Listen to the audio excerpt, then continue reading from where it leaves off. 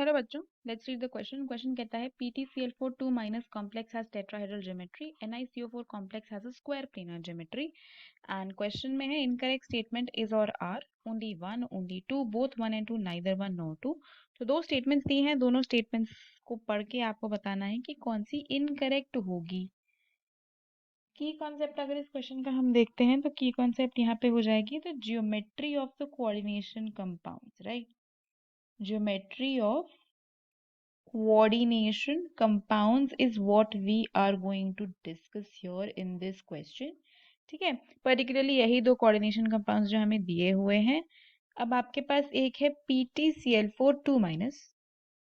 एक चीज यहाँ पे ध्यान रखना है कि जनरली जब आपके पास चार लिगेंड्स होते हैं तो दो ही टाइप की ज्योमेट्री पॉसिबल हो पाती है, which is square planar and tetrahedral, है ना। ये दो टाइप की ज्योमेट्री हमें कब देखने को मिलती है, जब चार लीगेंड्स हो। स्क्वायर प्लेनर जनरली तब होता है जब स्ट्रॉन्ग फील्ड लीगेंड हो, और इस केस में जो हाइब्रिडाइजेशन होती है दैट इज DsP2 या फिर sp2d। टेट्राहेड्रल में हाइब्रिडाइजेशन होती है sp3, और ये जनरली तब होता है जब लीगेंड हो वीक। बाकी it also depends upon the number of electrons and the distribution of electrons in the orbital diagram, but एक जनरल रूल यही कहता है। और एक और चीज याद रखना है कि जो 4D और 5D के मेटल्स होते हैं ना, उनके लिए ऑल लिगेंड्स आर स्ट्रॉन्ग।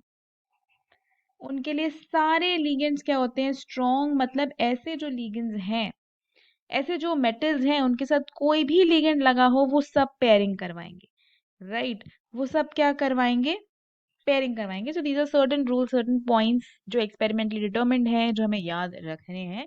ठीक है, तो सबसे पहले PtCl4 2 माइनस है। यहाँ पे आपका Pt जो है वो +2 ऑक्सीडेशन स्टेट में होगा। अब प्लैटिनम +2 का जो आपका इलेक्ट्रॉनिक कॉन्फ़िगरेशन आएगा, outer electronic configuration, that will be 5D8, है ना। निकल पैलेडियम प्लैटिनम यही होता है आपका 3D 4D 5D सीरीज में, तो 5D8 होगा। तो अगर यहाँ पे मैं 5D ऑर्बिटल बना दूं, ये आपका हो जाएगा 6s, ये हो जाएगा 6p। अब क्योंकि मैंने आपको बोला कि 4D 5D के जितने भी मेटल्स हैं उनके सारे लिगेंड स्ट्रॉन्ग फ्री लिगेंड है, तो यहाँ पे Cl भी पेयरिंग करवाएगा। तो यहाँ पे 8 इलेक्ट्रॉन्स पेयर होके कुछ इस तरीके से होंगे। तो यहाँ पे D में एक इलेक्ट्रॉन पेयर आ जाएगा, फिर एक S में आ जाएगा और 2 P में आ जाएंगे। क्योंकि 4 Cl लगे हुए हैं तो यहाँ पे DsP2 हाइब्रिडाइजेशन हो जाएगी कि नहीं हो जाएगी, है ना। तो इसकी ज्योमेट्री क्या हो जाएगी, स्क्वायर प्लेनर। अब अगर हम दूसरा कंपाउंड देखें हमारा, जो कि है NiCO4। अब इस केस में क्या है ना, निकल है जीरो ऑक्सीडेशन स्टेट में, क्योंकि जो CO है वो एक न्यूट्रल लिगेंड है। तो यहाँ पे जो आउटर इलेक्ट्रॉनिक कॉन्फ़िगरेशन हो जाएगी that will be 3D8 4s2। तो एक्चुअली में यहाँ क्या हो जाता है, S के इलेक्ट्रॉन्स D में चले जाते हैं और कुछ इस तरीके से हो जाता है। ये आपका 3D ऑर्बिटल है, ठीक है। तो यहाँ पे आपके 8 इलेक्ट्रॉन्स तो हैं ही, पेयरिंग तो होगी क्योंकि CO स्ट्रॉन्ग फ्री लिगेंड है।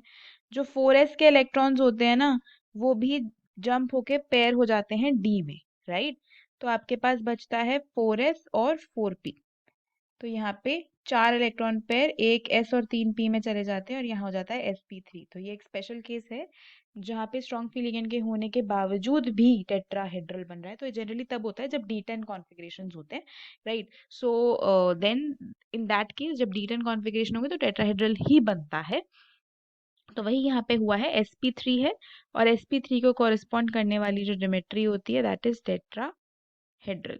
तो पहला वाला टेट्राहेड्रल नहीं होगा, स्क्वायर प्लेनर होगा। दूसरा वाला स्क्वायर प्लेनर नहीं होगा, टेट्राहेड्रल होगा। दोनों ही स्टेटमेंट फॉल्स हैं। तो इनकरेक्ट स्टेटमेंट कौन सी होंगी, both. Both 1 and 2 are going to be incorrect.